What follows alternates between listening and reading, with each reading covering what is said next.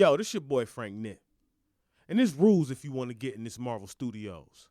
Don't nobody get in this motherfucker. So rule number 1, don't pop your ass up. Don't bring no extra niggas. And you better be ready to write, direct, produce some hot shit, or you will not get in. Marvel Studios, nigga, you know what it is. Frank Nitt, let's go. This episode is dedicated to Curtis Mouzon, my uncle, my mom's brother. He just passed away. I want to take this time to dedicate this episode to my uncle Curtis. Rest in peace. We got it locked from your block to the comic shop. Drop a 10 more, son. You know I got tools, infinite.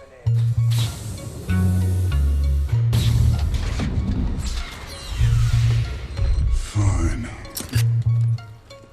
I'll do it myself. You now on that wavelength, time to sign in. As Dub Floyd and Claudius chime in on topics of comics, brought to expand the hip-hop connect with a gauntlet in hand. They got it locked in, they floss in the brand. The block to the comic shop, they cross and examine.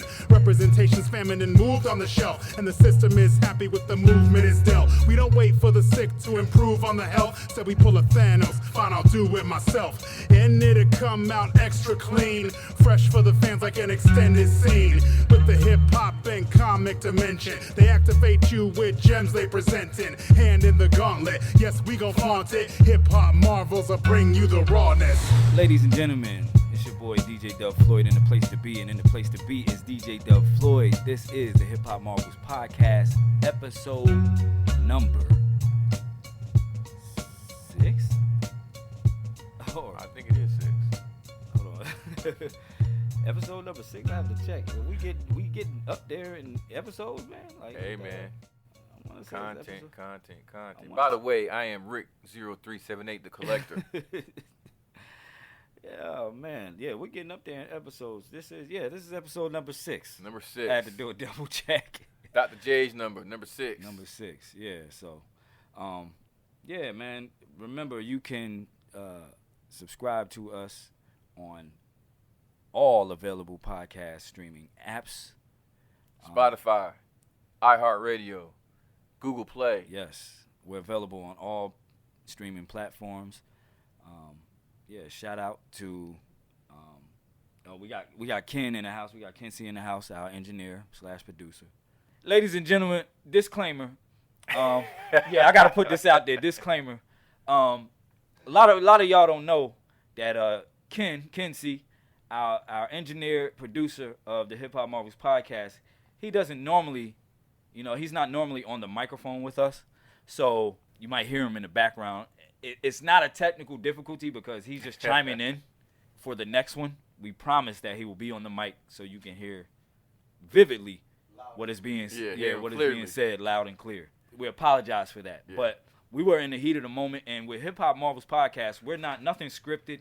We're not we don't really have – we have a format that we follow. We have a docket that we follow. Yes. But it's not necessarily sometimes we go off on a tangent on the show. So we're not just loose on the mic. Yeah, But it's not going to sound like you're on any other podcast. No, definitely not. We ain't the average. Because we want our conversation to reflect hip-hop, which is unapologetic, rebellious. We're going to say what we feel, and we're going to feel what we say. And, Word. That's just the nature of the beast. That's how we function. Basically, it's barbershop talk if you really think about it. Yeah, basically, You know what I'm saying? You brothers out there, y'all know, we talking like basketball. We talking anything, sports definitely in the barbershop. Yeah, and hip-hop is definitely being taught in the barbershop. And it's not, a lot of our fact, we have to fact check a lot. A lot of our conversation, a lot of things and theories we put out there may not be true. They may be wrong. We're wrong a lot of the times. We're human. Some things we can't remember off top. And we want that all in there. This is not a robot. We're not two cyborgs, which that would be fucking dope. It's organic. We are It'd genuine. be fucking dope if we were damn cyborgs and shit. We are genuine and organic. Yeah, definitely. So, disclaimer, and we apologize for, KinCee. KinCee will be on the microphone the next Hot 16. Absolutely. Disney Plus. Everybody's on Disney Plus. like I told you before, Rick, I pre-ordered. Right. So when it dropped, I was already, I had it already on deck. Yours didn't crash, did it? No, actually it didn't. And there were a lot of like glitches and technical difficulties on launch day. And a lot of people facing problems. See, Disney It's Plus taking too long Disney to load. Plus trying to be the Popeyes of streaming services.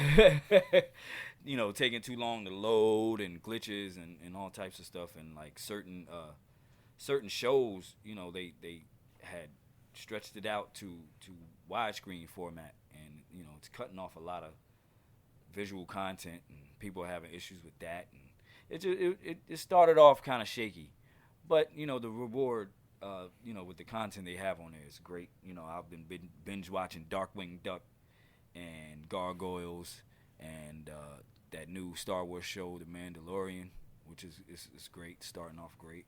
I also I watched Endgame on there already. Okay. Do they have all the Marvel movies on there? They don't have all the Marvel movies. And I had a list of the ones that they had on there and the ones that are they missing anything you think that's significant? Well, there's some that are coming at a later time. Okay. And stuff like that. So like is it missing Endgame? No, I watched Endgame. Oh, I'm sorry, you just said Endgame. I'm sorry. Infinity War, I don't think it's on there. I don't think Infinity War is on there. But yeah, the Marvel content is great. They got a lot of the older cartoons and animation on there. They have the X-Men animated series, which is great. Oh yeah, classic. Yeah, classic, which classic. is that's a dope animated series there. They also have like a little feature called Expanding the Universe, where they released little tidbits about each of the Marvel shows and where like the next phase is headed, right? And stuff like that. And they released a lot of content. The Marvel What If show is going to be an animated show, but like they showed in this feature, what if Peggy Carter took the super soldier serum and became like Captain. She had on like a suit kind of similar to Captain America's, but it's made overseas. And from my understanding as well, it's the actors who played them physically in the movies. Exactly. These are them voicing. Yes. Like, you're still going to get Robert Downey Jr. as Iron Man, but it'll be in an animated form. Right. Chris Evans, who some of these actors have actually moved on. Their contract with the MCU is up, so they're moving on to other things, but these will be their voices. Right. Some of these, these things are already in the can, y'all, ladies and gentlemen. It's just now, they chose to put it out on their own service. Yeah, like for that short, Haley Atwell, she's Peggy Carter in the MCU, so she would voice Peggy Chris Carter. Evans will be voicing Captain America. Robert Downey Jr. will still be voicing Iron Man. Right. Scarlett Johansson will still be voicing, even though she will be in a physical movie, she'll be voicing Black Widow. Here's one they also released too during that feature. What if T'Challa was Star-Lord? Yeah, it was weird. What if T'Challa? Yeah, that's Star-Lord. a bit of a strange one. It makes for a great. But these are what ifs. You know what I'm saying? You got to be outrageous. Outlandish. I mean, like the what ifs I remember was like, what if the Fantastic Four had their power switched? Right. What if Thunderbird had lived? Mm-hmm. As far as the X-Men, and what if the Fantastic Four didn't even gain their powers? Right. Those are the what ifs. Like, they're crossing like two different superheroes altogether. Yeah, I'm willing to check it out though. I'm gonna check it out. Sure. Yeah. So that was amongst that. Amongst some of the new things Marvel has lined up. Another one was they showed some looks at the costumes for Bucky and Falcon. Okay. Yeah. So. Okay. For the Winter Soldier and Falcon show. I don't know if I want the Falcon to lose his wings. I understand he's Captain America now. It looked like they going for like the classic Falcon uniform, like from the comic books. Oh, really? Yeah, it's just not like all spandex or whatever, but it's like the same colorway. He got like red goggles on and stuff. Like, yeah, it looks ill. It looks pretty ill. Okay, I mean, I'm definitely interested in checking it out. Yeah, and then they went on to talk about like She-Hulk show, Miss Marvel, Moon Knight, and stuff like that. I haven't seen any of the casting though from any of those shows. I hear about them that they're coming out, but I don't know who's playing the She-Hulk. I don't know. I don't think that released just yet. So I'll be looking forward to that. Of course, you still have Jeremy Renner, who I think is still gonna be playing Hawkeye. Right. Was it Kate Olsen? Yeah, for as far as Scarlet Witch. Yeah. No, not Kate Olsen. Elizabeth Olsen. I'm sorry. Will still be playing Scarlet Witch. Paul Bettany will still be reprising Vision. Right. But yeah, I mean, overall, Disney Plus is a go, man. It's great. They have all the classic Disney movies. If you have kids, it's great. You know, with the whole Saturday morning cartoon, you know, shit thrown out the window. That's great. You know, you can put some of those shows on Saturday mornings for the kids. You know what I'm saying? And what Dub is talking about, y'all, is as of today, Saturday, November 16th, is the first time that there are no Saturday morning cartoons. Yeah, that's sad. That makes absolutely no sense. I understand most kids don't get up as early like we used to watch cartoons. You know, right? Our parents couldn't drag us out of bed. But that was Friday, like that was something. That was something you look forward to. You know, you look forward to.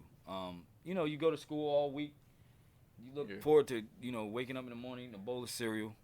And you ain't got to go to school. No, you don't have to go to school. And you watch Saturday morning cartoons until about 1 in the afternoon. And then that's when Kung Fu flicks came on. Soul Train. Or Soul Train. Wrestling. I mean, yeah, man. That's what, I mean, Saturdays was lit, you know, and it's just like not. That was our day off. Right. And it's just not like that anymore. And that's sad. Yeah. So, yeah, big rest in peace to Saturday morning cartoons. For sure. You know, for real. For sure. But like how you talked about with this, with the Disney Plus, you know, that's something you can set up for your kids and plop them right there. You definitely get to choose what they're watching. Yeah, you definitely get to choose what they're watching. And, I mean, it's a learning curve for them, too, because you can put them on the shows that you grew up with, you know? Yeah. Yeah. I think I actually think, from what I've seen, the cartoon now, they can't touch. No. I remember you saying what was everybody's fascination with Darkwing Duck because you know seen it all online everywhere. Right. Yeah. Everybody's oh man, I got Darkwing Duck. I can watch that all day. But yeah, that show, man, that show was the truth. That DuckTales, Chippendale Rescue I watched Rangers. DuckTales. I watched Chippendale. Tailspin. Tailspin. You know what I mean? Who don't sing that? Like these theme songs. You know what I'm saying? Chippendale. Crazy. You know what I'm saying? These are like memorable shows. They have Recess up there. Recess, yes. I couldn't even remember Recess at first. I could see all the faces, but I couldn't remember the names. Yeah, man. I'm hearing up on that right quick. And I'm hearing they're gonna add Pepper Ann later. Like, I mean, come on now. Yeah, Pepper Ann. I mean, come on, man. Like these are. Yeah, you know what I mean? These are all shows that like, bruh. You know what I'm saying? So big shout out to Disney Plus. For bringing back everybody's childhood and making them feel like they're like the 8, X-Men 9. from the 90s is on there. Yeah, big shout out to Disney Plus. Yeah, it's great, you know, and I'm going to be tuned in.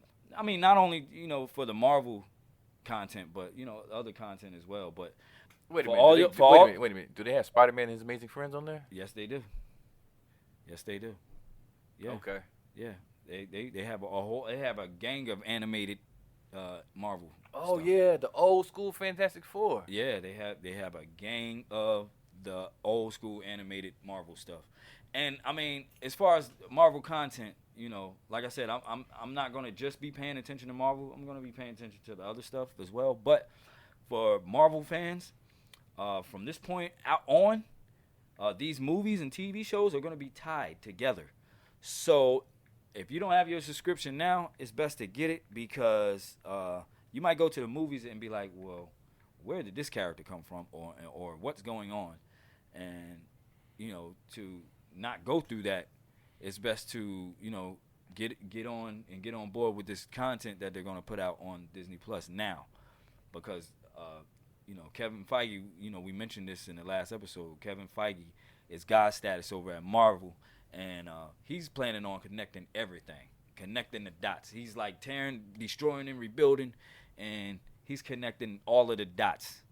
So, you know, I think the Disney streaming service is going to bring heroes that aren't necessarily mainstream, like Moon Knight.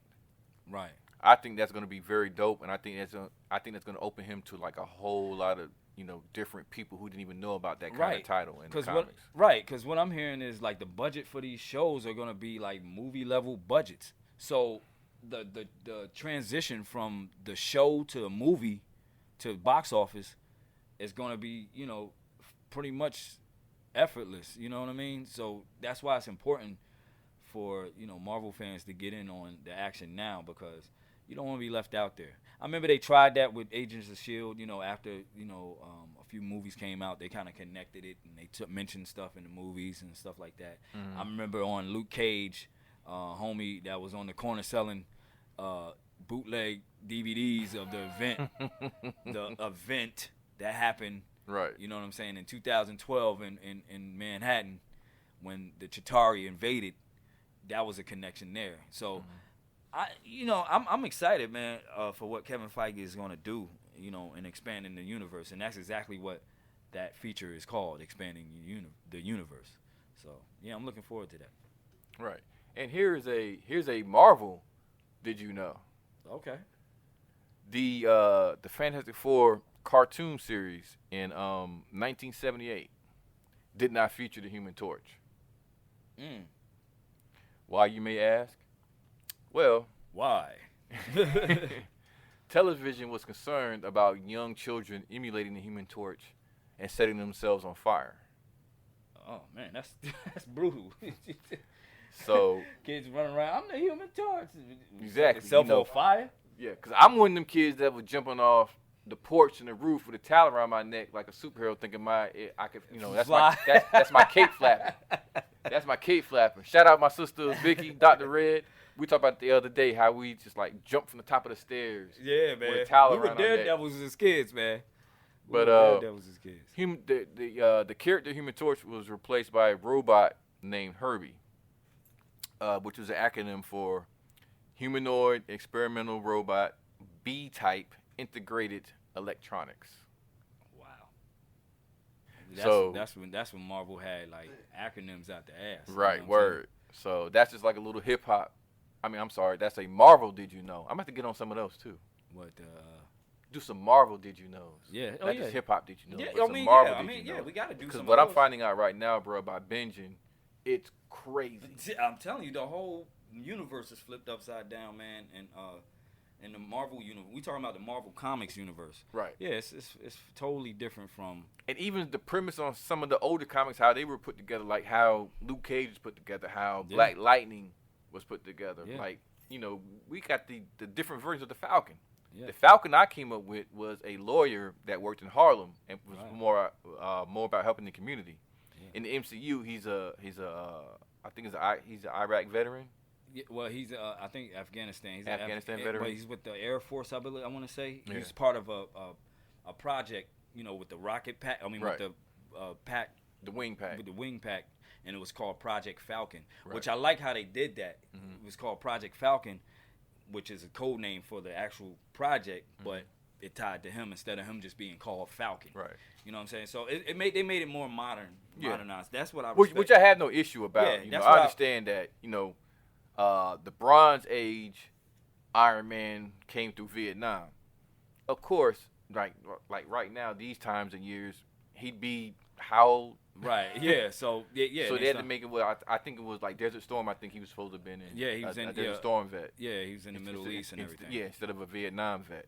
Yeah. And I'm fine with those things. Plus, you're also bringing in new fans, and you have to make it relatable to them. Like your average 12, 13, 14 year old that's don't why know everything nothing about Vietnam. Right, and that's why I love the fact that, you know, that Kevin Feige, you know, is at the helm, and he's like, you know, making everything modernized.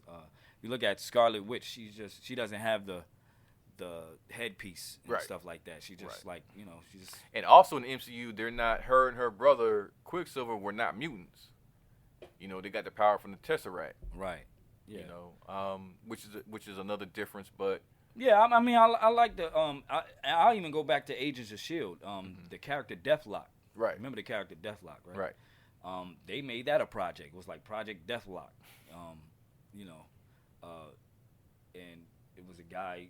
You know, I guess he was in the military too, and you know, he part cyborg or whatever. Like he had robot limbs and stuff like that, and then on the leg it said Deathlock. Right. You know, like it was part of like it was a project. You know, so I'm liking the way they modernize a lot of it. Right. Yeah, I mean, it fits with the times. You know, I don't expect everybody to go out there in spandex and shit. Right. And be fucking fighting crime and nut huggers and shit. Right, you know right, what I mean? right. So, and back back to Disney Plus right quick.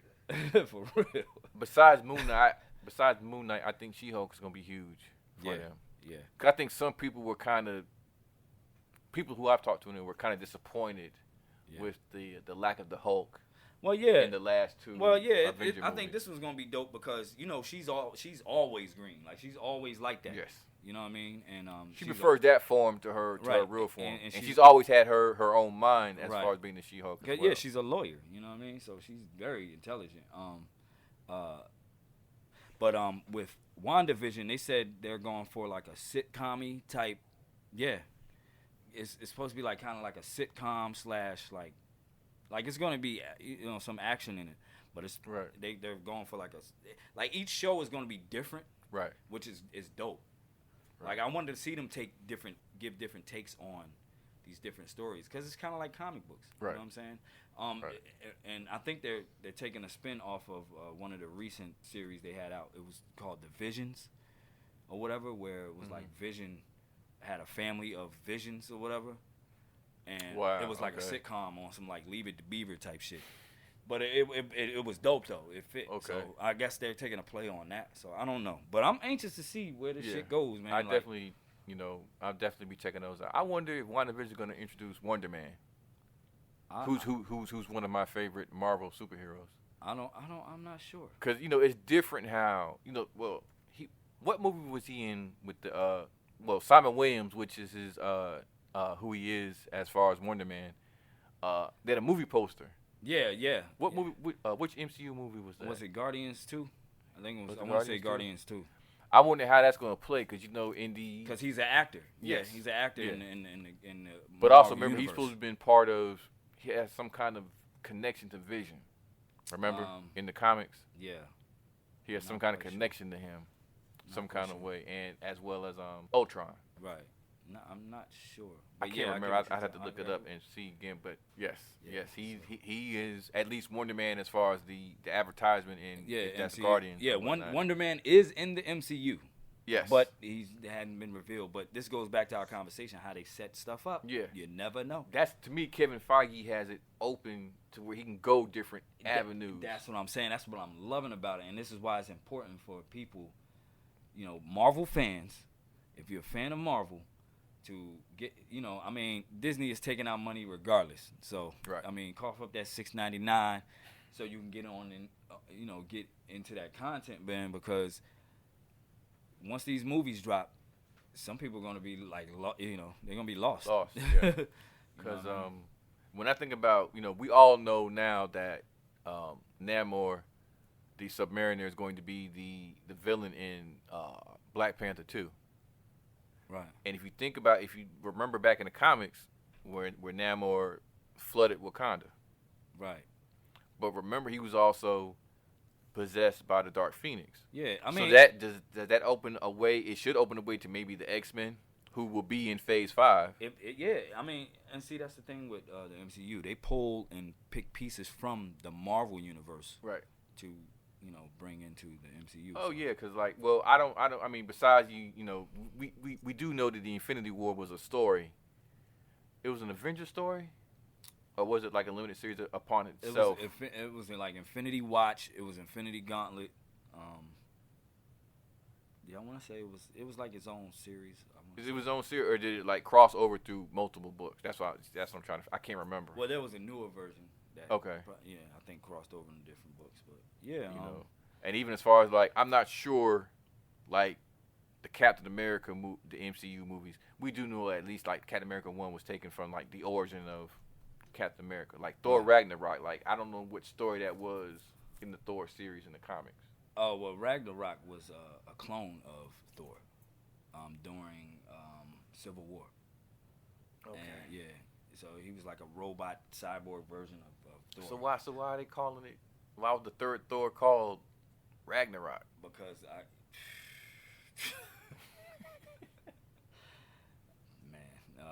I got a brain fart on that one. I mean I guess they tied it in. Like Iron Man, like which story I don't remember him going at it like that with the Mandarin. You know what I'm saying? Well, yeah, earlier comics he did like. Oh, really? Yeah, Okay. going with Now I remember Obadiah Stane. I remember that. And Fin The Ironmonger. Fin Fan Foom or whatever. That dragon. You know what I'm talking about? Yeah. Fin Fan Foom. And what was that? Mickey Rourke. Was he what? Whiplash? Whiplash, yeah. You know, and I don't remember him being an Iron Man villain. I mean, I could be wrong, but I don't remember Whiplash being. I thought Whiplash was like a Spider-Man villain or something like that. No, I want to say he was Iron Man. He was Iron Man. Yeah, I want to say he was Iron Man. Okay. He's too much like Doc Ock to be a Spider-Man villain. You get what I'm saying with them whips and stuff like. Yeah. So, yeah, I want to say he's the Iron Man villain. We got it locked from your block to the comic shop. Okay, out there in Marvel Land, face front, this is Stan Lee speaking. You've probably never heard this before, so anything is liable to happen.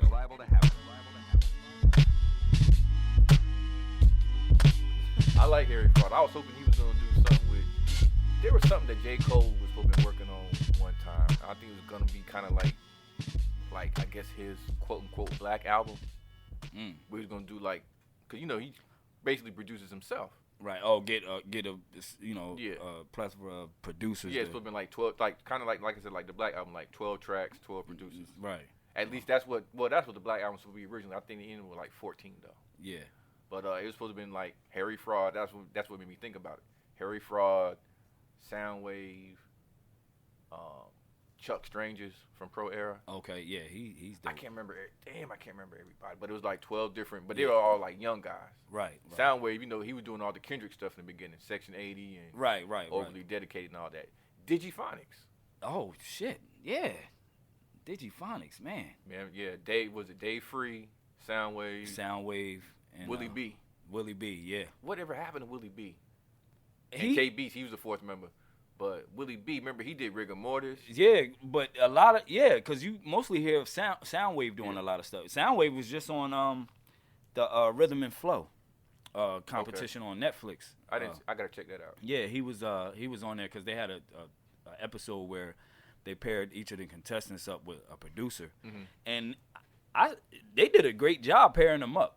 Yeah. You know what I mean? They had I know they had Soundwave. I want to say they had Weezy. Weezy. Yeah, okay. Weezy. You know the tagline, Weezy out of here. And he produced for a lot of he produced for like Lil Baby and Gutter. I mean I said Gutter and Gunner. What's it called? How does it go? Weezy out of here. That's how it goes. Weezy out of here.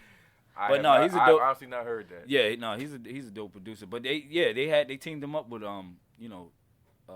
I think they played well on the type of MCs they were, type of artists they were.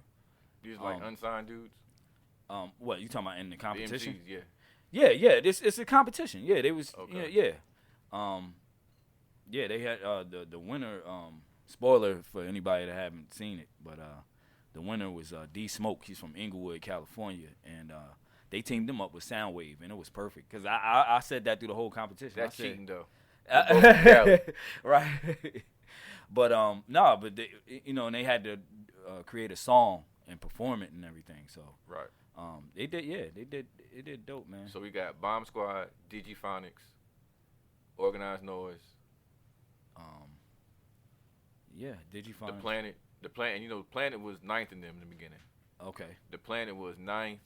The Son of Uriel, Eccentric, and Big Doe. That's how they started. And then later on, Crisis came and Edgar Allan Flo's producer persona, Slice Meister. Okay, I see that. I didn't even know that. I didn't know he produced. Oh yeah, Edgar Allan Flo. Yeah. Wow. He does like. I didn't know that. I mean, he did like a lot of his own stuff. Of course, outside of what he was getting from 9th and them, he would be doing like his own stuff. Wow, I never even knew that. Yeah. That's so crazy. We got the Planet. We put the Hitmen. Yeah, the Hitmen will be up there. Production collective, you know what I'm saying? Production crew, group, or whatever you want to call it. Yeah, I will put Hitmen up there. DITC. Oh, how can we forget? It's crazy. I was just listening to the remix project that they did some years back, and it had because one of my favorite joints off of Show and AG's album. what was the name of the album? With Drop It Heavy. What was the name of that album? That was on the album. I heard that on the 12-inch, and I heard it on the DITC like joint. Yeah, but that was on the show in AG's. What was the name of the album? But yeah, Drop It Heavy was on there. But on the remix project, Buck Wild did a remix to Drop It Heavy, and I was listening to that because that's like one of my favorite like KRS verses. Buck Wild is one of the most underestimated producers. Man, like out there. That DITC is definitely up there, man. Yeah, that Drop It Heavy, like KRS killed it, Pun killed it. Yes. Like, man, that dude said, what he say? I'll battle you Monday, Tuesday, Wednesday, Thursday, Friday. Let me check the schedule again. Saturday. They ran that away. Oh man, he said, what he say? He said, I'll bring it to your buttocks with enough Glocks. Full scale. Yeah, that's what it was. Yep. Yeah, so, yeah. Bring it to your buttocks with enough Glocks. KRS killed that. I'm waiting to hear this new joint he got. Yeah. You just turned me on to that like 10 minutes ago. Yeah. The new joint Street Light is crazy. It's lit. It's I think it's about 12 tracks, if I'm not mistaken. It's like 12 or 13. That's the standard now. It's You get 12 tracks. If you get 13, it's probably like a remix. No, actually, yeah, it's 12 tracks. 12 tracks. Exactly. Yeah, so, yeah, man, it's a lot of dope hip-hop, that dropped this year, man. Like I said, I just put you on the Last Emperor new joint. Lord of the Fly. You know what I'm saying? Bruh, I didn't even know what happened to Imp. I'm glad he's back, because he's keeping up there on my albums of the year this year, which we will be. Yeah. Before 2019 is over, we're going to sit there and break down our best albums of 2019. Yes, and we're supposed to be doing a team up. Shout out Vinyls and Villains podcast. Vinyls and Villains. Shout out to homie Terrence. You know what I'm saying? And who I got to meet last weekend at shout Comic-Con. Shout out to homie Quinn and Terrence. The homies Quinn and Terrence. I've seen Quinn somewhere before. I don't know where, but I saw dude. I'm like, have I seen him at a show? Have I seen him at a battle? You probably so. They're into hip hop as much as we are, and dope podcast they got going on, and we're gonna collab on our hip hop Marvels team up. Yeah, issue 1. This your boy Frank Nitt, and I'm telling all y'all to subscribe to the Hip Hop Marvels podcast, available on Apple Podcasts, Spotify, Google Podcasts, Anchor, Stitcher, and more. Hip Hop Marvels, we got it locked from the block to the comic shop.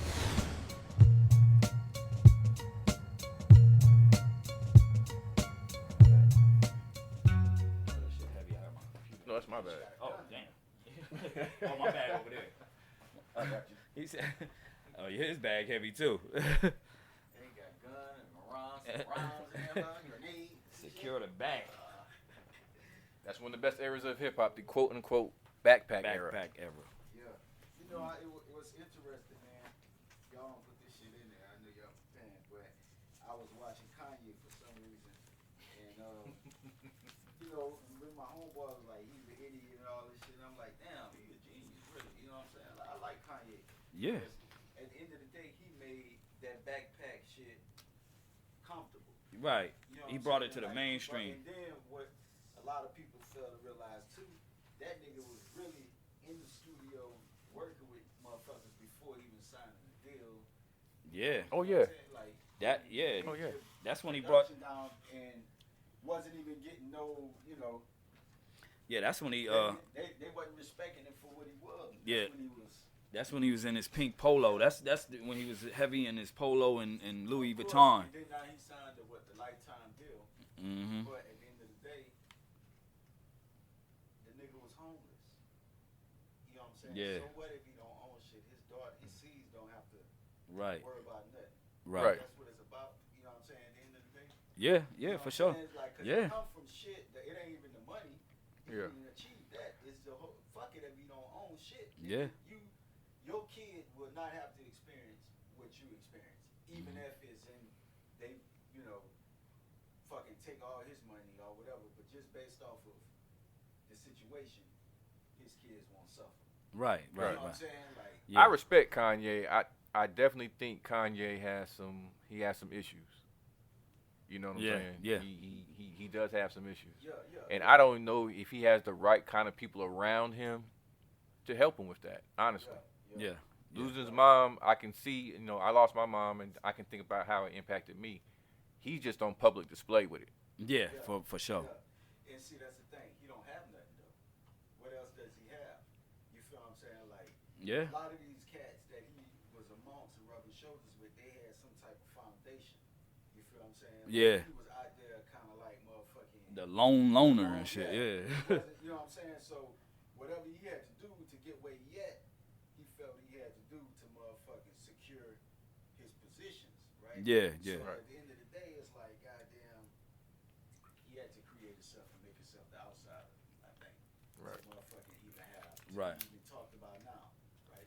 But he fucked up in the head. That nigga said, I'm Con the Louis Vuitton Don. Bought my mom a purse, now she Louis Vuitton mom. Kanye is a genius. For sure. I can't confirm this, but, everybody does ghost producing in the beginning. All the biggest producers. Yeah. They were saying that he is the one that really produced Victory with Biggie. Wow. And It's All About the Benjamins. Wow. I think D-Dot got credit for that.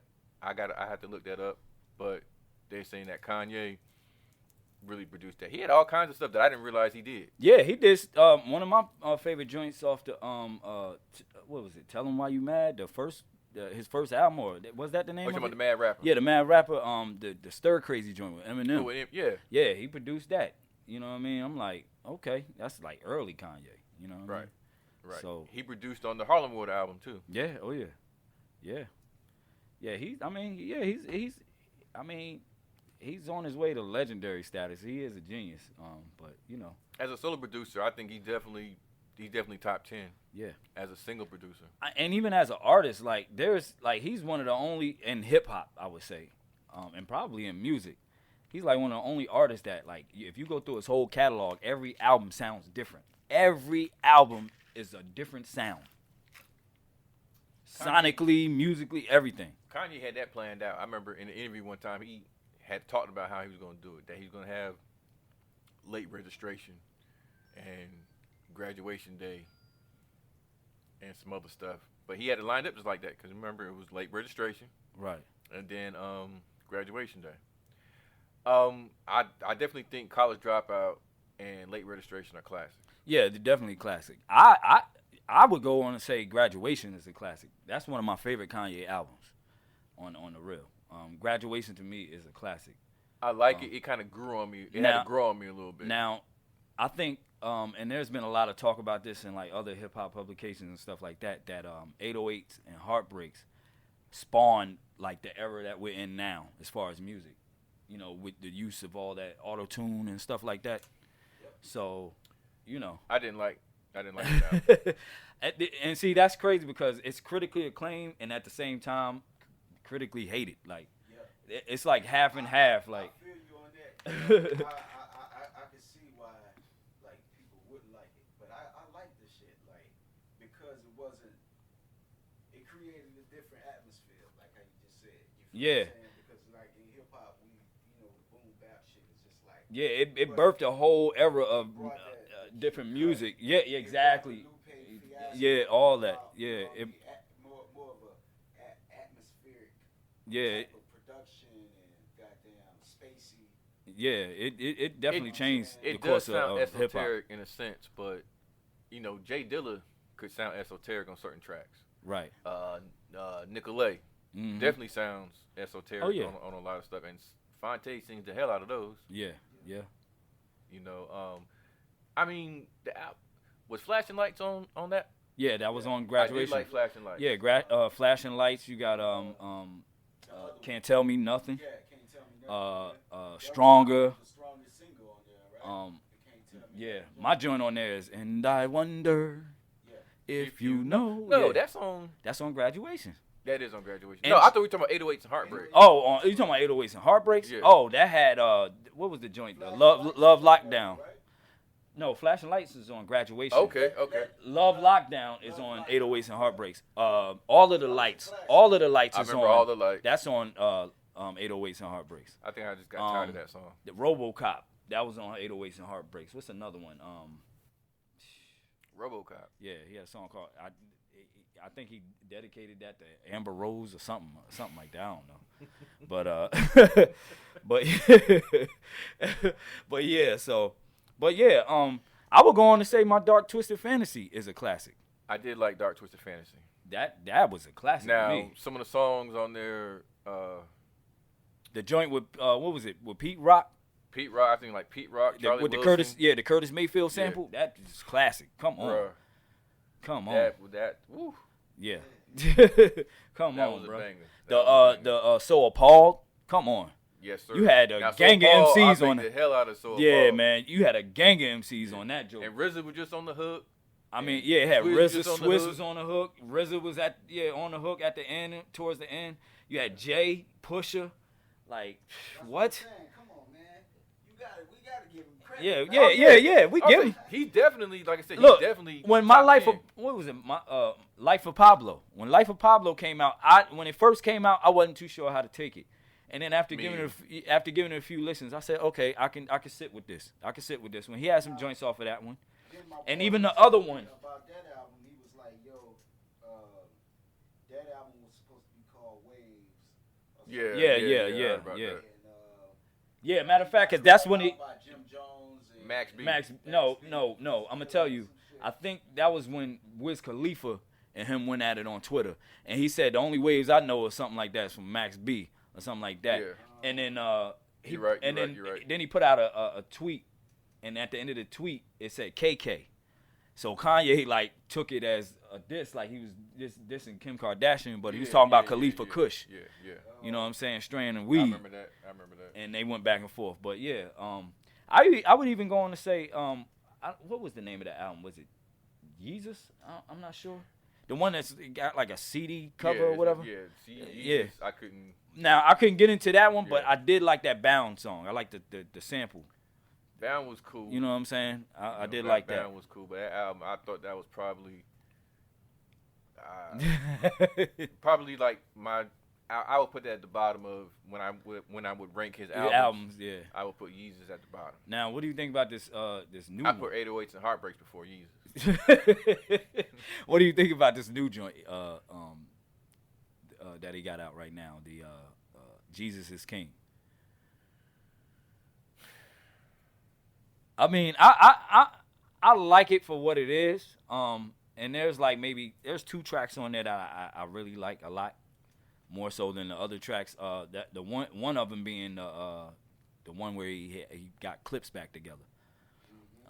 Yeah, Mallz, no Malice, I should say, and Pusha T. They're on the same song. Yes, I mean, but it was only right because no Malice. He's Yeah. So. And then there's the other song is what was it? I put you like this. When it comes to that, I have to see how sincere Kanye really is. As far as the whole narrative of with the whole religious angle now and stuff like that. I got to see how really, if he's sincere, I think I could absorb it better. And I think that's my stance on it. Because now I'm seeing where he's gonna perform at Joel Osteen's church. Yeah. For $300K. Yeah, man. And it just makes it seem, it just dilutes the whole situation. You know what I mean? You see what I'm saying? That's why I said I have to see how. I'm already looking at $300,000 as not really being sincere. Yeah, exactly. You know what I'm saying? But yeah, the other track on there is Follow God. I like that one. That joint, that sounds like a vintage Kanye type joint. You know what I'm saying? And a lot of folks are leaning towards that. Like I'm hearing a lot of folks playing that one. And it's just out there. You know what I mean? But I'll give it a listen. I'll give anything a listen to give it a fair response to it. But I just want to see where he goes with it. Exactly where he goes with it. I can't. Now is he gonna pull a Mace? I don't know. But to me, my whole, jump in. Jump back out. My whole rating system and my whole judging of an album, whether it's good or not, it leans solely on the point of whether I give it replay value. You know what I'm saying? Right. If I can number one, if I can listen to it straight through without hitting skip or none of that, you're right. Then you got my vote. If I can after that, if I can go back to that and do it again, right? Then yeah, we got a winner. And to me, now these are my opinions. To me, that facilitates whether an album is a classic or not. 100%. You know what I'm saying? If I can listen to that Joker straight through, and I can go back to it. No skips or nothing like that. You know what I'm saying? I remember when Tribe came out with their last album. Bruh, if it was on cassette, I would have had to buy another tape on some real. You know what I mean? Because I played that through and through. When Damn came out, you know, Kendrick Lamar's Damn. Yeah. I played that through and through, and it had replay value like crazy. And these are recent artists. And these are and that's why I did that for a reason. You know, naming recent albums, because I mean, of course, the classics like we can go back to Only Built for Cuban Links. We can go back to Illmatic. We can go back to most of Gangstar's albums. I mean, all of Gangstar albums. Well, yeah, pretty much. Like as far as I'm concerned, are all classics. Some are better than others, of course. Yeah, exactly. But you can play them straight through. I've never been mad that I spent $12, $15 on a Gangstar album. Never. For sure. I've had some albums I've been pissed off about spending money on. For sure. So, I mean, that to me, that's my opinion. And a lot of people that I talk to have that same notion. Like, if it's replay value, then wouldn't that consider, that's what the artist should want? I mean, right? I agree with you 100% on that. I mean, we still playing albums from, our parents. That's replay value. Exactly. We talking about music from the 50s and the 60s. And that stands the test of time. And I like to go back to episode 5 when we were talking about, when we were listing our top 5 albums of the year so far, and we mentioned YB and Cardiac. Yes. The Lost Boy, and we were talking about him, and I remember telling you that he's in it for longevity. He can give a fuck about the fame, views, money, all of that. He's and that you could tell in the music. And if you're an artist and you have replay value, then longevity comes with that. You know what I'm saying? This is why Nas is tired of all the anniversaries every year for Illmatic. Like, you know what I mean? This is why he's tired of shit like that. Because that it stands the test of time. That's longevity in a nutshell. You know what I mean? Replay value. I look at Nas with that. I mean, I don't really know that many artists that really are tired of like a classic album. Most of them feel like, I was blessed to have that, even if I have just one. Right. And I don't understand. Is he still feeling the pressure? No, from all those years ago? I wouldn't think that he would. No, I don't think it's I don't think it's the pressure. I think it's more so the fact that, like, and it does seem that way. It's like every other year or something they're celebrating, like, the 20th anniversary or the 25th anniversary. Like, how many, like, every 5 years is going to be an anniversary for Illmatic? And I think he's more so tired of that. Because he has other bodies of work. You know what I mean? That's very true. That's very true. Yeah, so I'm thinking it's more so that. But nobody, despite all he does have other, I wouldn't necessarily say classic albums. I'll probably say Stillmatic is a classic. Yeah, oh yeah, for sure. I wouldn't necessarily say how some people think that It Was Written is a classic, and I love Nostradamus. I don't care what nobody say. That was a dope album too, but none of them stand up to Illmatic. Right. Even though Illmatic was. But see, this goes, and this is why everybody's opinion is, you know what I'm saying? Because, like, for me, I can listen to Nostradamus front and back, and it has replay. I can, like, it was just a about a month or two ago, I threw on Nostradamus. You know what I'm saying? And I listened to the whole joint straight through. So I can probably only do that as far as Illmatic and Stillmatic, that I can listen to all the way through without skipping any songs. Some of those albums to me had like a lot of radio songs. Not saying that they're bad radio songs, but hearing them on the radio all the time. Yeah, kind of. And they're not, they're not playing stuff like Destroy and Rebuild. Yeah. And, you definitely have to put in your own CD or tape. Yeah. You can't listen to the radio. You're not gonna hear that. You're gonna hear, what was the joint with Genuine? Oh, Dr. Knockboot. No, that wasn't Dr. Knockboot. That was But in the vein of Dr. Knockboot. Say what's your price? What was that? Oh, It's Yours? No, not It's Yours. Damn. What am I Pay talking Me about? Back or something. Owe you something or something, I think it was. That's crazy. He did I love that album. He did a joint with Aaliyah. Yeah. What was it? I can't remember what that one was called. Man, yeah.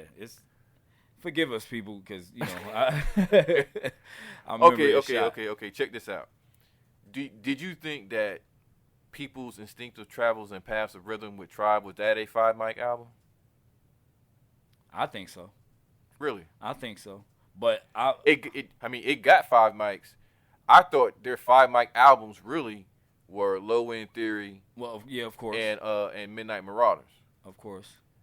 But I only think that they got 5 mics for the first one and Low End Theory. I don't think Midnight Marauders got 5 mics. Nah, I don't think it. And that's definitely something that I could play all the way through. Yeah, without for stopping. sure. Low End Theory too. Low End Theory is my favorite Tribe album. Some people probably say, they do say Midnight Marauders is their best album. Best album, yeah. But my favorite was Low End Theory. Like Gangstar, they'll probably say either Take It Personal or Hard to Earn were their best albums. But yeah. But my favorite actually is Check the Technique. Mine is Moment of Truth. You know what I'm saying?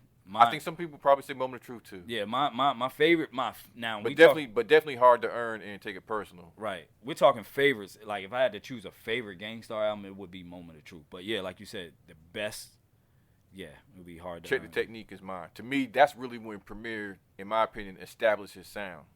Right. I mean, No More Mr. Nice Guy was cool, but like that classic Premier, like when you hear it, the know cuts, it's all, the scratches, the jazz samples, and just some of the like banging beats. Yeah, for sure. I mean, Premier's got some bangers. Yeah. Pete Rock has like a lot of melodic type beats, smooth groove type stuff, but Premier has bangers. What did you think of the new joint they dropped? The one of the best yet. Yeah, one of the best yet. What do you think about that? I'm actually still absorbing it, to be honest with you.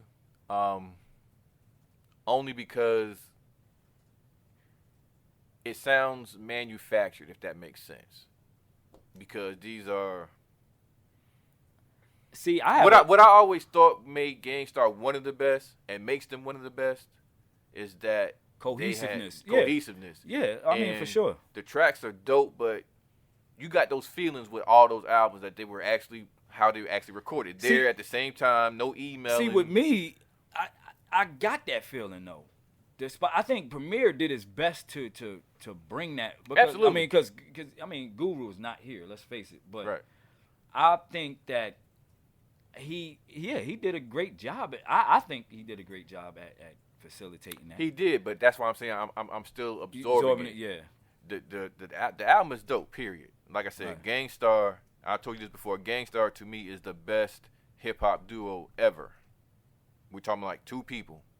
Right. They are the best hip hop duo ever because their albums are probably like the most consistent. Yeah. They never had a bad album. Right. Some were better than others. Yeah. But they never had a bad album. And you would expect that. Like if you over a span of years, you want other albums to be better than other albums. Like you don't want, you don't never want to stay on a straight, plane when it comes to your albums dropping. Unless you're dropping like the same level of classics. Like let's say you in 5 albums and they the same level of classic. Like, but for the most part, for most artists, you're going to have that up and down type of, you know what I mean? But it's good to be up and down on a good scale than a bad scale, you know what I mean? Right. When we talk about classic albums, I think that really started with The Source. The Source, if the source said it was dope, you went out and got it. Yeah, oh yeah. You know, you weren't. I mean, of course, the internet wasn't around then, but you weren't really trying to like peep it first. Yeah. If it dropped and the source said it was dope, or you were already a fan, Yeah, I can see that. but particularly with the source, you went out and got it. The source saying it's dope, I'm gonna go get it. And we talking about like classic albums, right? I just sat there and I looked up all the albums that originally received 5 mics when they came out. That's why I asked you about the Tribe album.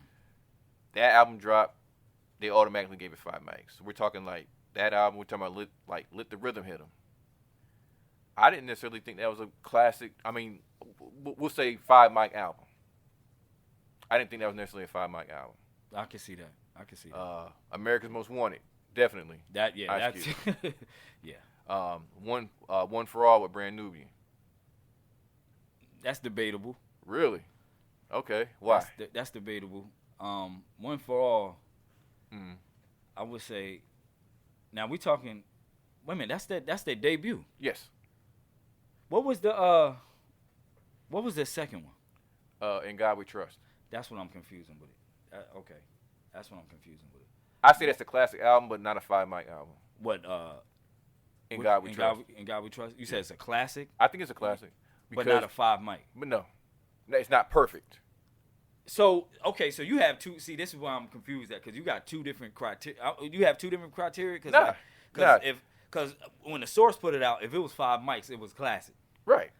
I mean. So you're saying your own personal opinion versus the source? Yeah. Okay, I get what you're saying. I'm saying yeah, my own personal opinion versus the source. Okay, so do you agree with that One for All is 5 mics? Yeah, I would say that is a perfect album. Like you said, we're talking replay value. Oh We're talking same, play it straight through. See, and if they're going off of my same criteria, then yeah. Okay, so Let the Rhythm Hit 'Em. Not so much. Okay, I agree with that. Yeah, not so much. Tribe's first album. I would think so. Okay. It was cool. I could skip some songs on there, but okay. One for All. One for One for All. Yeah, I can see that. America's Most Wanted. We both agreed on that. The Low End Theory. I think we both agree on that. Illmatic. Yeah, that's. Here's one for you, and King can chime in if you like. Life After Death.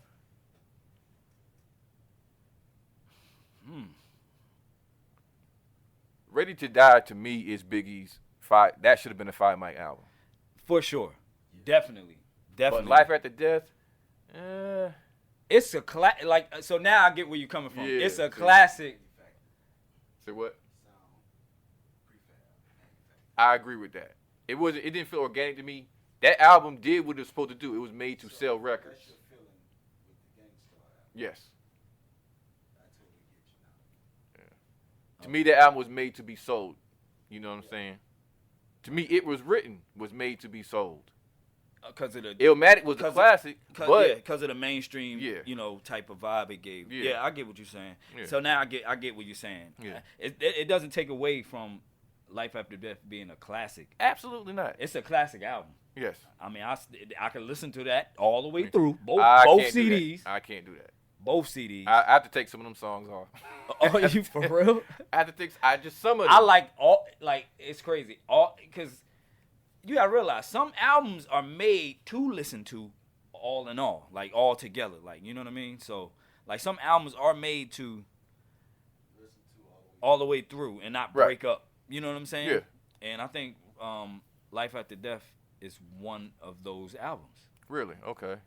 To me, that's a lot of music, and I mean, you can play each song by themselves, but like, yeah, you get a good. It's like a movie. You get a good cinematic feeling listening to that shit all the way through with the skits and all. You know what I'm saying?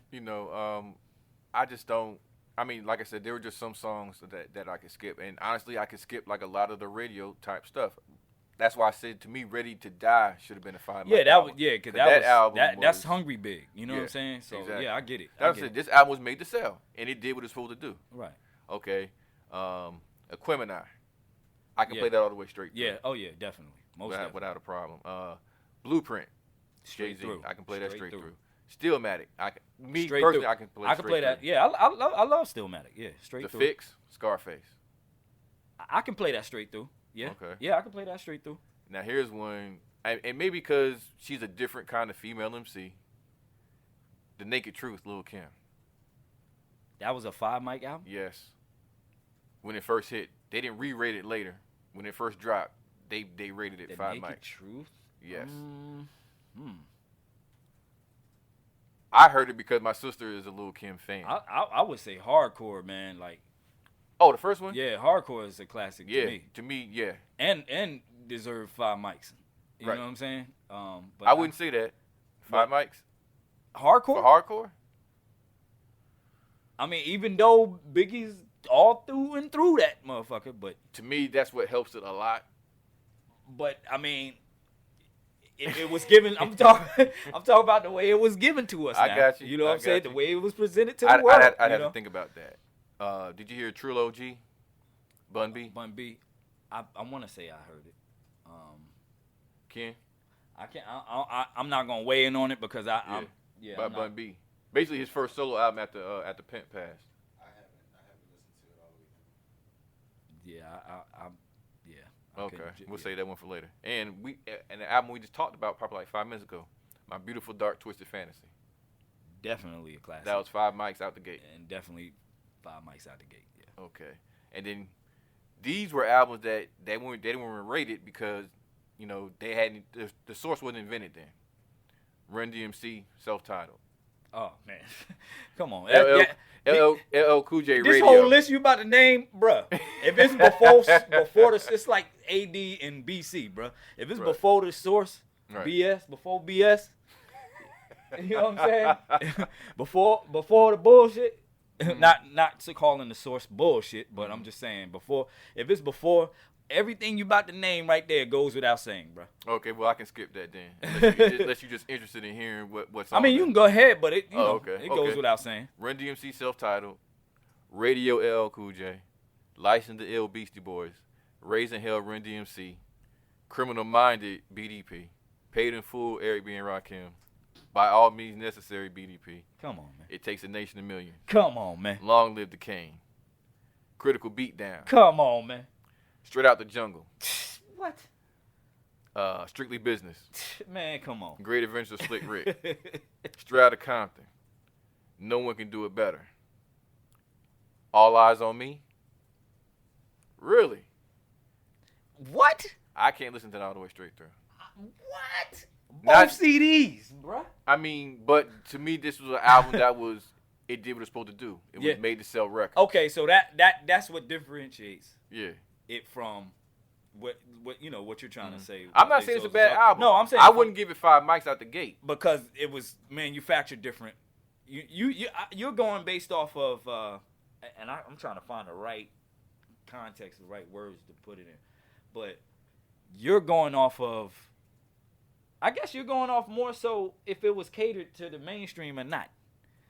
Like more so, radio tunes, Some as of those, compared to not necessarily that. I just noticed, like, okay, we'll take Kendrick Lamar for example. Section 80, OD. Those are his, beginning albums. Then you had Good Kid, Mad City. Okay. Okay, that was his introduction to the mainstream. So if you had to rate, keep going. But what was the album? To Pimp a To Butterfly. Pimp a Butterfly, to me, was made to sell records. You understand what I'm saying? To me, those albums, he was being himself. He was putting, this is Kendrick, this is me, right? You talking about the first albums you named? Yeah, we're talking Good Kid, Kid, Mad Mad City, City, Section 80, OD. OD, right. To Pimp a Butterfly, to me, this is when, he had already did, like, crazy verses for people. We talking about, like, even Taylor Swift. Right. To Pimp a Butterfly, this is my life after death. This is my all eyes on me. Got you. Okay. Now the way he put it into context, now, I get what you're saying now. So it's not necessarily saying that you think those albums are like Or whack. bad. No, not at all. It's just saying that those the beginning albums, I should say, when they were molded and shaped, Yeah. are because that hunger was in there and stuff like that. I guess You know what I'm you can say saying? that, yeah. And then like later on, it's like, okay, we need to make some money. Right. You know what I mean? Right. Or this is I'm hot right now. Now, so I need to get even hotter. Yeah, I get what you're saying. You know, this is probably like my best opportunity to establish myself as well as make a lot of money. I got commercial appeal. I'm in the mainstream for real now. Right. You know what I'm saying? He entered the mainstream with Good Kid, Mad City. You understand what I'm saying? Yeah. And then now it's time to make that money. Okay. You know, Puffy was good at that. Oh yeah. When we talk about Life After Death. Mm-hmm. Nas was actually around the same kind of people then. Yeah. Yeah. You know what I'm saying? Yeah. Now, when you look at Jay-Z, you take Reasonable Doubt, In My Lifetime, Volume 1, right? So those two. So now I'm getting the pattern here. Yeah. I see it. You know what I'm saying? It doesn't necessarily make because after that point, you know what I'm saying? Mm-hmm. After that point, he made some classics. Right. But still classics. But the formula is different. Yeah. The formula is different. You know, I think he found out what the formula was with Volume 2, Hard Knock Life. Right. So basically, what you're saying is certain artists have, I'm gonna call it the Bruce Banner complex. You know what I'm saying? Okay. Those earlier albums, Mm-hmm. when they first stepped on the scene and they're hungry and lyrics are more thought provoking and bars was just hitting. Like you described earlier, hungry. Hungry. That's Bruce Banner stage. Right. Then when they hit that pinnacle, they rage into the Hulk. I agree with that. You can get say what that. I'm saying? You know, I can say that. And some people can do it consistently, but have the intelligence of the Hulk. That's what Jay-Z did. I'm the Hulk now, but I'm retaining Dr. Banner's mind. There we go. Breaking it down. Hip-hop marvels for that ass. Breaking it down. That's the connection between hip-hop and Marvel Comics. Yeah. Superheroes in general. Yeah. We might as well say. Yeah, I call that the Dr. Banner complex. I like that. I like that. Dr. Banner complex for albums. You know what I'm saying? Tupac could have done it if he had lived. You know. Yeah. I mean, he was starting to do it. But it took him a few albums. So Big did it in 2. Jay-Z did it in 3. Right. You know, to reach the Hulk. You know, to go from Dr. Banner to the Hulk. You see what I'm saying? Yeah. You know, but when you look at a person like Ice Cube, he didn't really go for it until Yeah. you know, See, some way later. Yeah. So with that whole theory, Mm-hmm. some artists remain Dr. Banner for a while. You know what I'm saying? Right. They remain Dr. Banner for some time before they reach the Hulk. Some artists hit Hulk status immediately. Yeah. Biggie took 2. Yeah. Kendrick took 3. Right. You see what I'm saying? And if you can maintain that like Kendrick is doing now, where would I put Drake in that? Because, you know, he recently was named Artist of the Decade. Right. So when did Drake? Which is rightfully so. I for the agree past with that. 10 years? Yeah, I would agree with that. You saying when did he hit his pinnacle? Yeah. And became the Hulk? Was it Thank Me Later?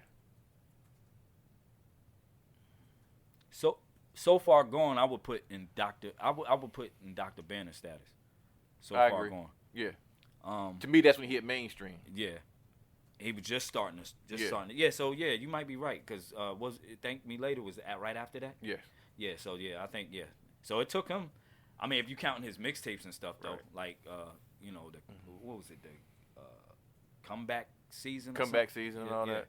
If you adding all of those, maybe 3 or maybe 3. Yeah, I'd probably say 3. Maybe. I think, we're talking about, I'm going to talk about the home team right here, J. Cole. I think it took J. Cole, Sideline Story, Born Center, and 2014, Forest Hills Drive. I think Forest Hills Drive. That's when he was turning. Yeah. That's when he turned into the Hulk. Yeah. And he's out of there now. Like Yeah. You know what I'm saying? He's hulking it up right now. Yeah. Smashing. It took him 3. Oh, that's perfect too because those artists make smashes. You know what I'm saying? Yeah. Okay. So the theory, you know what I mean? Another good analogy. Yeah. Another So dope this, analogy. you know what I'm saying? So this is an exclusive from Hip Hop Marvels podcast. You know what I mean?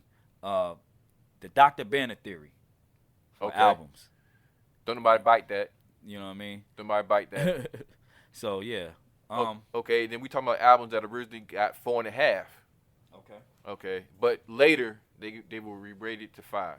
So when they first hit, they only got 4.5. Okay. Breaking Atoms. Oh, so they later got 5. Yeah, they Okay. re-rated them later, but when they Okay. first hit, Right. this is what we giving you. Right. So, Breaking Atoms, I don't know if I would have given that 5 from the jump. Actually, you know what? I think I would. No. That's hard. That's hard because they only had one album as far as those 3 being the main source. So I can't really compare it, you know what I'm saying, to other albums. Right. You know, or I'm sorry, not other albums, but their work. You know what I'm saying? Yeah. They didn't have anything else together as those 3 as main source. Yeah. So I'd have to really think about that. Death Certificate. I'd have given that a 5. Yeah. I'd have given Death Certificate Yeah, 5 like- mics from the jump. Yeah. Ice Cube, like this is why it took him so long to hit. This is why it took him so long to hit Hulk status. Yeah. Because he's Ice Cube. Yeah. That's someone, when you think of the term unapologetic, that's Ice Cube. Yeah. That is why you have some artists. Well, I'm trying to think off the top who took long. It took long for that gamma radiation to set in. You know what I mean? But when I think about, you know what I just thought, and I really just thought about this. It was a part of him with as far as his acting career. Mm-hmm. Oh, so you're saying some other things can come into play. You know, with him beginning to act, to me, he was allowed to be himself as far as him recording music. Okay. You understand what I'm saying? Yeah. He could really be who he is. You know, his Hollywood image wasn't established yet, so Cube was still talking his shit. Right. You know what I'm saying? He had already did Boys in the Hood by the time he did Death Certificate. Right. So he was establishing his Hollywood career the entire time, on to The Predator, and I'm sorry, Kill at Will. Kill at Will, yeah. Kill at Will. Okay, Cube has probably to me the most consistent. Yeah, classic catalog. Catalog, yeah. Oh, yeah. We're talking from America's Most Wanted to Kill at Will, yeah, to Death Certificate, to The Predator. Predator, yep. I'm sorry, The Predator, and what was that? The Lethal Injection. Mm-hmm. Now, Lethal Injection to me is when he started turning into the Hulk. Right. Yeah. You Yeah, know you're what I'm right. saying? His Hollywood career was established. He was starting to get, he was starting to do business. Right. By that time, Friday had hit, right? Or is it right pre-Friday? Is it right before? I think it was right before Friday. Okay. So yeah, and then once that hit, yeah, he was out of here. So yeah, with Friday, that's really when his Hollywood career really took off. Yeah. And that was an independent film. Yeah. You know what I'm saying? But okay, and this is when I thought should have got 5 from the jump. The Chronic. Yo, yeah. I mean, how can you? That's like one of those that goes without saying. I don't even know how they even gave it. I would like to know where the half came from. 4.5. Yeah, they gave him 4.5. You said what a half of it. You know what I'm saying? What happened to the half? You know what I'm saying? Why'd you give them 4.5? Why was that not a classic? Even though you re-rated it later, when it first dropped, how could you not know that was a classic album, or not feel that was a classic album? Yeah, that album is. Oh, here's nothing one short of classic, and that ain't the half. Here's one that's gonna. You see what I did there? Here's one that's gonna blow your mind. Like, how in the hell did y'all not think this was 5 mics? Into the 36 Chambers. That didn't get 5 off the rip. No. Look at Kid's face. And Kid ain't even got nothing to say. Come on. That was an album I had never heard before. Yeah, we never heard nothing like it. And to have such a large group, not a crew, but this is the group, 9 people. Yeah. Under one producer. Crazy. Never done before. And probably we never see that. And then look at the business aspect.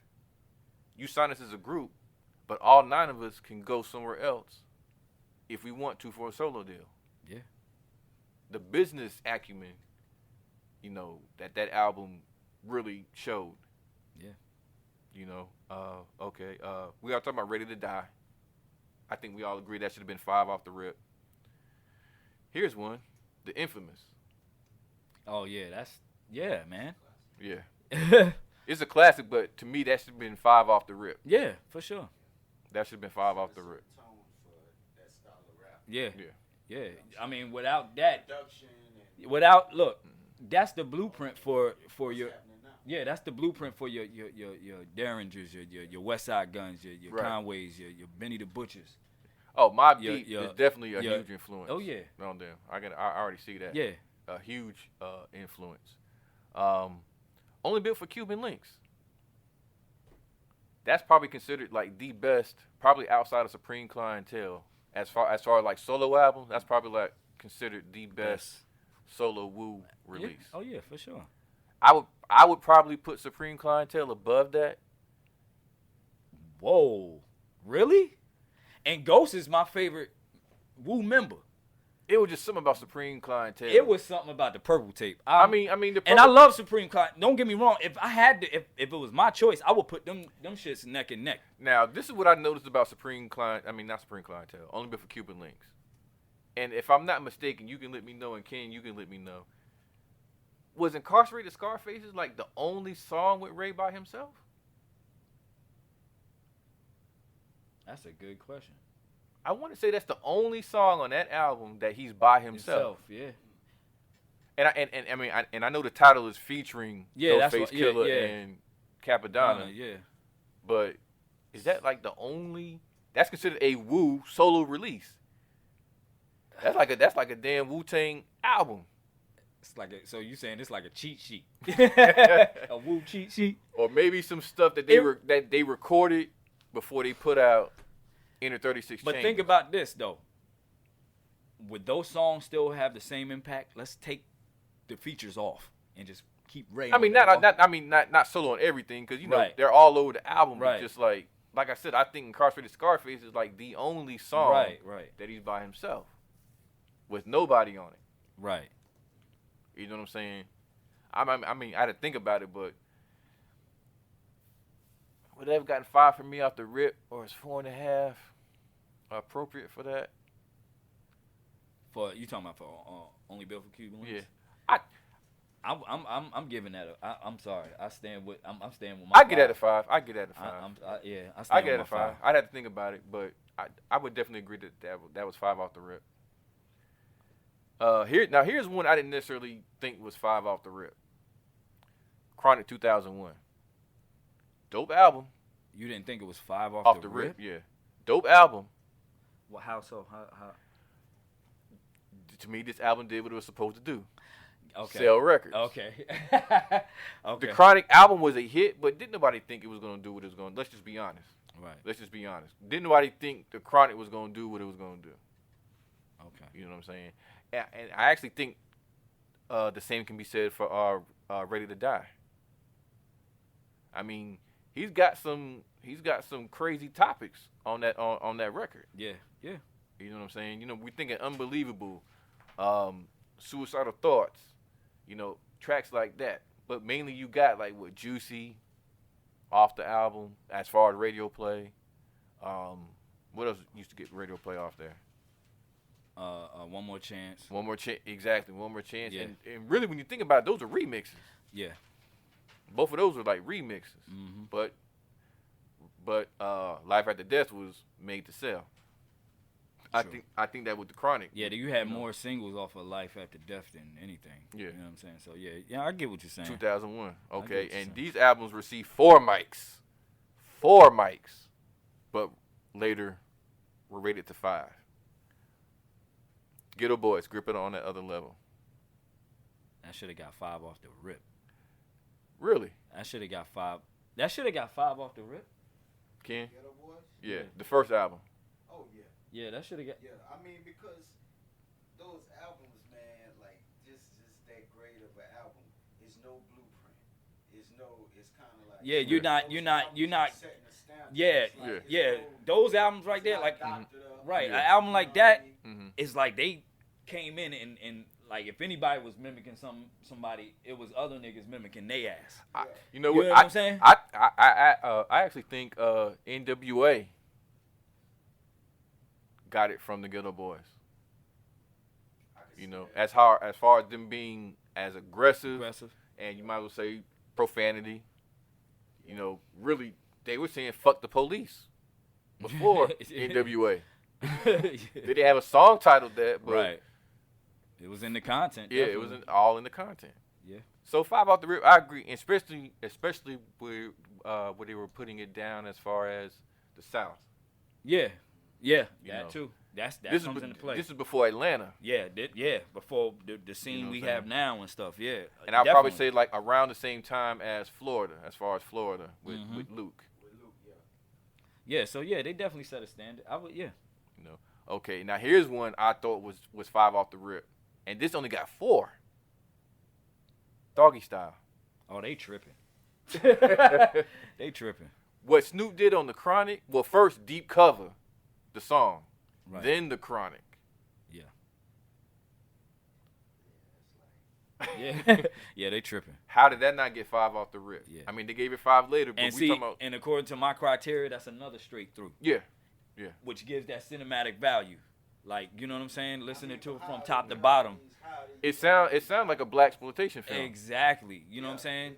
You can listen to it out of place. Yeah. But you get the full art of it, like listening to it from beginning to end, straight through. And not to cut you off. Nah, go ahead. That's how I like to create music, right? Mhm. When I'm working on something, and like that's how I was brought up into like cassettes. It wasn't no bounce around the album. Right. It was that full cinematic feel through them headphones. Goddamn. Yeah. You have to do shit. Just listen. Let it roll. Just sit down and listen. You feel what I'm saying? Yeah. So there's a certain theatrical feel. Yeah. When the album is made like that. Right. You feel what I'm saying? So it's like, you know what I mean? Fucking that album, Doggy Style. Yeah. Like Gee, from the beginning, like Rick said, skits, like Rick all said, that shit. it was a black exploitation flick. And that's what's missing in hip hop today. Yeah, I mean that's why I love concept albums so much. Look, that's why I love concept albums so much. Like, I just let y'all peep Last Emperor. Yeah. I mean straight through. Like it's just Right. you know like we just mentioned Damn. Yeah. It got even to the point to where he made it to where you can listen to the motherfucker backwards, nigga. You know, it's crazy, right? How damn, like how they just said the Wu album, right? Mhm. Okay, Africa Bambaataa, the vinyl that you left over here, right? Right. I'm playing it, and I'm like, damn, can't even let the shit play all the way because the shit that been, you know, motherfuckers didn't cut it and all over the shit, right? Right. But it's still, you know, it plays. But what I'm saying is, so If shit like that it flows. set the tone of Right. Yeah, it flows. music. You know what I'm saying? Of You want- fucking what's coming up behind it. Right. Right. You want to know what I I'm saying? exactly. So that's You want to know what I you want to know factory made. Right. right. You want to know what I loved about Damn, and I know I'm talking about Damn, but what I loved about that is that, and to add to that, the last Tribe album, the shit felt like a mixtape, my nigga. Yeah. That shit flowed seamless. Like The one Rock Yeah. Rusty was on, right? I think. which one? No, I'm talking about Damn, Kendrick Lamar. Okay. It felt like a mixtape, even with Right. like Kid Capri on different tracks and Right. how the little skits and interludes led into the next, you know what I'm saying, Right. joint, and you have to listen to that straight through. Same thing, like I said, with Tribe's last album, We Got It From Here. Yeah. Thank you for your service or whatever. Right.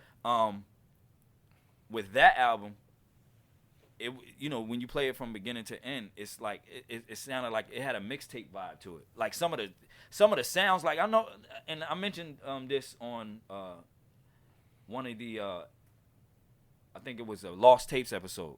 Mhm. And we did a review.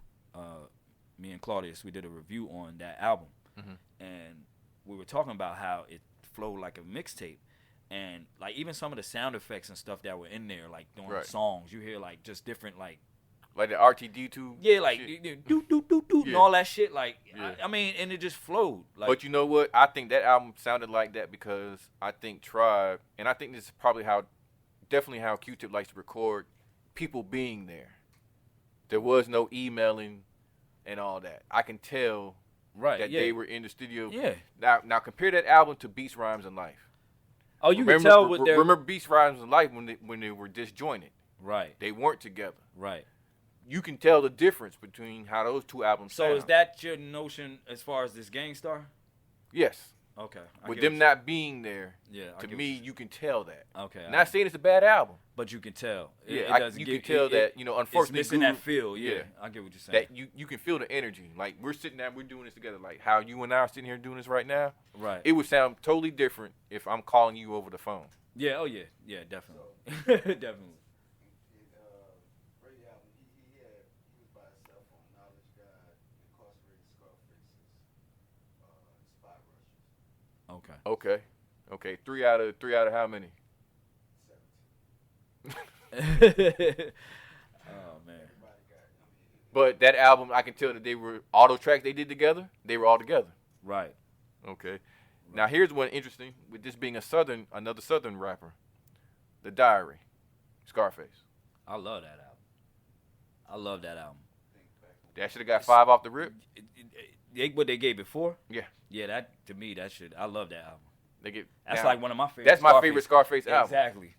I love that album. It used to be Scarface's back, but The Diary became my favorite Scarface album. I mean, it jumped Scarface's back. Yeah, The Diary is Now this album right here got 4 mics, but it wasn't originally reviewed because they were scared of the reaction they might get. They never printed this review. Me Against the World. They were scared to give it 4 mics because of the reaction they might get from Suge and Pac. Well, no, I think Pac was already gone, but that was a great album, Me Against the World. And that was way before he hit that pinnacle, though. All Eyes on Me brought him to the pinnacle. That's what I'm saying. And he was locked up, though. Right, but that Me Against the World, that's. I think if he'd have been alive, if he'd have been alive, well, actually, if he'd have been not incarcerated, it would definitely begin with All Eyes on Me. Yeah, that's when it would hit. All Eyes on Me. Right. And if he would have been alive for Me Against the World. Yeah. Yeah. Me Against the World, you got Dear Mama, So Many Tears. Yeah, man. Yeah. I love that album. Yeah. Yeah. So to me, yeah, it deserved 5. What was on All Eyes on Me? Besides Got My Mind Made Up, that's the most. Temptation. No, you said Temptation was on. No, All Eyes on Me. You got War Stories. You got what else? You got no, that's Machiavelli. You got what's that song with Nate Dogg? Every other city we go, I see the same. I forget the name of the track, but you got that on there. You got, of course, All Eyes on Me. You got Ambitious as a Rider. Okay. Yeah. Made Up. How Do You Want It? Yeah. Yeah, that was yeah. Zone. Yeah. Judge Me. Yeah. That would have been the album right there. Yeah. That would have been the album. California Love, I Ain't Mad at You. You ain't got to say no more after that. Yeah. That's All Eyes on Me, right? Yeah. That's the Hawk Status joint right there. That's just disc 1. So wait. Oh, okay. Wait a minute then. So Me Against the World was when he was locked up. That's what I said. That was before his Hulk status. Gotcha. That was before that he hit that Hulk pinnacle. That was his, like, Reasonable Doubt, maybe. You know what I'm saying? Like how you said, or that was his, like, that was the first few albums before that pinnacle. You know what I'm saying? That he was still in Dr. Banner stages then. So we're talking like Tupac. Was it Tupac Against the World? Not Against the World. What was the first one? Yeah, Tupacalypse Now. Sleep for My Niggas. And then Me Against the World. Then Me Against the World. Yeah. So that's like equivalent to like, Volume 3 for Jay-Z. I mean Volume 2, Hard Knock Life. Yeah, Volume 2 and so it took him 3 albums. Exactly to hit Hulk status. On disc 2 of All Eyes on Me, you got fucking Shorty Wanna Be a Thug. Look, Picture Me Rolling. I mean, come on, we know. Picture Me Rolling. We know that's a classic album, bro. Like, okay. I forgot all of this. Yeah, that's a classic album, man. Like two albums. Nigga. Now to me, we talking like double albums. That album was better than Life After Death. Double album? That was better than Life After Death. Yeah. That was better than I would agree. I would agree. I can listen to both discs and not take off as much as I would take off Life After Death. And real. it's not discrediting Life I After can make Death Life at After all. Death one album. Wait a minute. Not a double disc. So you playing one of the discs? This nigga say he Bruh, playing one Life After Death. In my opinion, I can take off enough songs off that double Oh, to make make a disc. one. To make one. Wait a minute. He said he could take off as many songs as he could take off. He could make one disc. In my songs he opinion, don't want to listen to. in off my Life opinion, After all you Biggie stands, he's back. Intro will be included. With Bone. Yeah, Oh my goodness. yeah. And I'm surprised that song was never released as a single. I thought that would have been a hit because Bone Thugs and Harmony was hot at the time. I thought it was a Crossroads. single. That wasn't a single. Hell no. It had radio play like a motherfucker. Really? Up in New York, Hot 97. Okay, New York. Well, I guess just regional or whatever, Yeah. but still. I mean, bruh, they gonna play whatever Biggie put out. I'm surprised they didn't play the St. Ides commercial. And those used to be dope as hell. Number 7 on the countdown tonight, It's the St. St. Ides Ides. commercial featuring Big. Wait, okay, 2 more albums. The Score. Classic. You knew that from the jump. You felt that from the jump. You felt Yes. like this is a 5-mic album. Yeah, when I first heard it, yes. You know, and the same criteria goes. I listened to that shit when I first put it on. When I first put it on, I didn't like, of course, you want to hear the whole album, but it wasn't like, oh, let me see what this track 12 is. I didn't go right to it. I let it play through, and the first time me hearing it, I'm like, okay, And let me I'm say I'm not disagreeing with you. Right. I just want to put that out there. I'm not disagreeing with you. The Score snuck up on people. I still felt like the Foodies were being genuine. It wasn't made to sell. It just sold. Yeah. Okay. So, If that makes sense. okay, so that's why. Remember, I guess, this is their second album. right. So that's why it gets a pass, like, you know, because we talking about the criteria you were talking about. Right. Like, if it was made to sell, Yeah. you don't consider it necessarily a 5-mic album. Right. But it's a classic. Yeah, it's a classic. You know what I'm saying? With this one, I get what you're saying. Yeah, Right. it was just organic. It was like the Fugees being the Fugees. Exactly. And they just had some Exactly. joints on there that Now- just took off. Now, definitely. And that's a diamond album. Well, what we do know what blew it up was "Killing Me Softly." Right. And that wasn't even released as a single when the DJs were just playing it. Mm-hmm. So what happened was, from my understanding, was the record label got the DJs to stop playing it, and then they pressed up the single Right. so it could sell. Right. People are calling in requesting it, so they know how many times people are calling and requesting it. It's in rotation. Because We could be selling this. right, because the first single was Fuji Live. Yes. Correct. Yes. And a lot of people don't know Fat Joe passed up on that beat. Okay. Now there, ladies and gentlemen, is a hip hop. Did you know? Fat Joe passed up on that beat. You know, Salam Remy was trying to, you know, give him that beat. But really, what could Joe do with that though? I can see Joe on that though, honestly. And this As is kind why of as slow as it is, I can see Joe on that. he'd have to have somebody on there with him. Like Somebody melodic. But I Somebody can hear his flow and his voice on that. And this is probably the mindset that Salam Remy was in when he proposed that beat to him. Like, yo, I can hear you on this. And I mean, we could talk about beats people passed, you know, artists passed up on all day. I mean, we could say that for another podcast. Yeah, but that's very true. Yeah, that's very true. That's very true. But yeah, Okay. I would consider that Okay, Score. okay. Yeah, 5-mic album. Okay. Now the last album, and I'm gonna give you my opinion why this album went over people's heads after I see what y'all think. Reasonable Doubt. See, I need to know when they decided to give him 5 mics, because that would tell me a lot. You know what I'm saying? When they double back. Well, usually you do know they get albums in advance anyway to review. You know what I'm saying? But before it hits the streets, before it hits the shelves. Right. You know what I mean? So, of course, you know, regarding the bootleg thing later on in hip hop, you know, Source, Spin, Rap Pages, all them. So upon first listening, I mean, I would like to know what made him give him 4 mics at first, and then what made him double back. Was the same thing they doubled back for the shit, you know, the shit that they found out was missing, that they thought was missing in the beginning. You get what I'm saying? Because something had to be missing for them to give him 4 mics at first. 4 mics at first. Now, all the albums we just talked about 4 mics. We talking like I said, Me Against the World. What were they missing? Yeah. For them to have to double back, was it the same thing? Like, oh well, we missed that. we thought that was missing, but that was there. So we give him 5 mics. You know what I'm saying? Get y'all opinion on this. So I just pulled it up, right? Mhm. So when it came out, I only was really listening to the hot songs, like Can't Knock the Hustle, Dead Presidents, you know, like the lyrical shit. The singles. Yeah. The singles, right? Mhm. So I mean, how do you look at an album as far as like writers concerned, right? I mean, I'm looking at the album now, even on some of the songs, you know, it got Hove as a writer, but on some songs it got who is on Can I Live? It says Carter, Irving, Lorenzo. That's Irv Gotti. That's Irv Gotti. Okay. He produced the track. Yeah.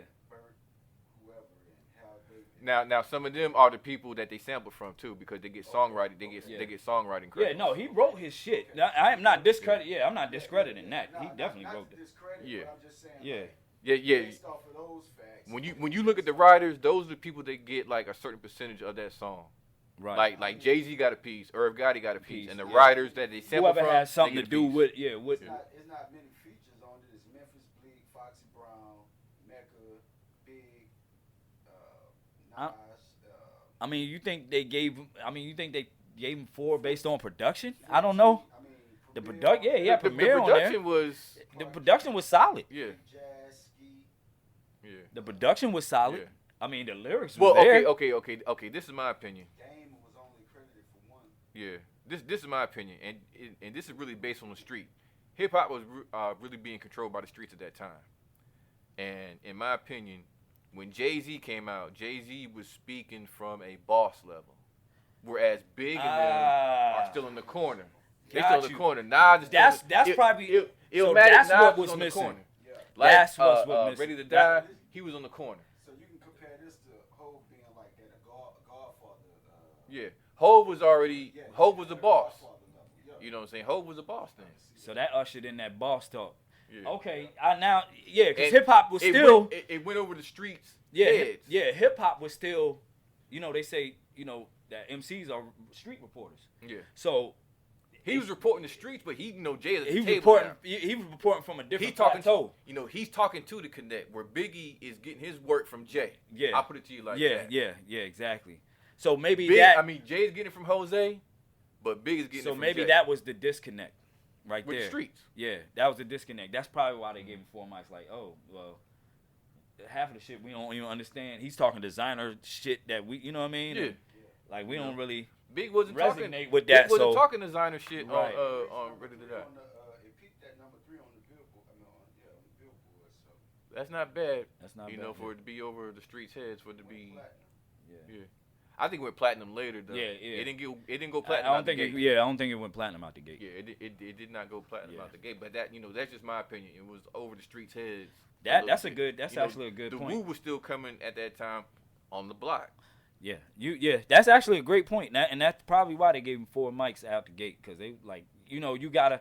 I'll be honest If with you you. could I relate- liked the album when Yeah. it first came out. Yeah. Was I thinking 5 mics at the time? I was like, the last thing I heard him on, like I said, was "Can I Get So Over?" that one I can solely agree with then. That they really that they come back to it. Yeah, Like, that know you would what? double back on Our that. bad.